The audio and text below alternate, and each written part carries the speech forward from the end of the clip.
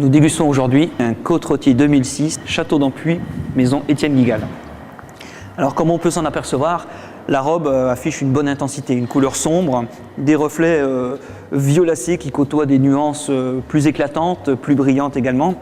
Le cépage Syrah est un cépage qui a un fort pouvoir colorant, les vins sont souvent sombres sur la jeunesse.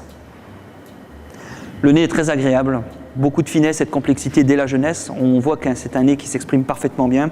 Il sait allier à la fois les notes de fruits, fruits frais, fruits rouges, aux notes d'épices, épices douces, et une légère note d'élevage très légèrement grillée et torréfiée qui est sous-jacente, qui montre la capacité de cette maison à justement bien maîtriser ce paramètre dans la vinification. En tout cas, un nez très engageant qui donne envie de déguster le vin.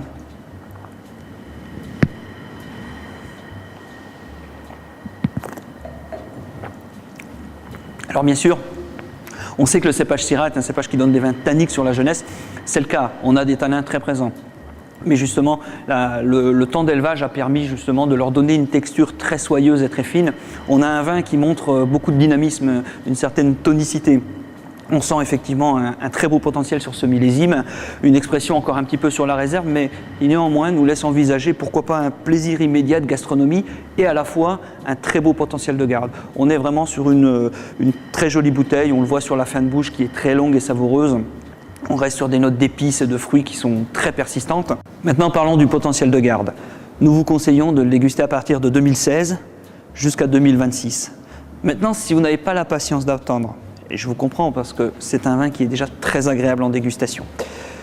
Vous pouvez le déguster accompagné d'une viande rouge noble, pourquoi pas un filet de bœuf de Chalosse, cuit saignant avec une sauce très légèrement poivrée, ne pas exagérer sur les épices, mais cette texture de viande va révéler l'expression aromatique et souligner la texture des tanins de ce vin.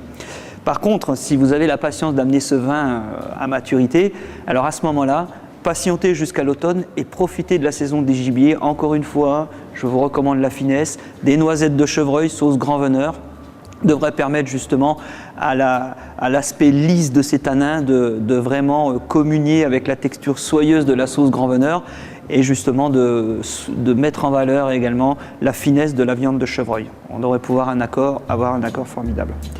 Alors il me reste à vous souhaiter une bonne dégustation et bon appétit. It's for the way you look at me. O is for the only one I see. V is very, very extraordinary.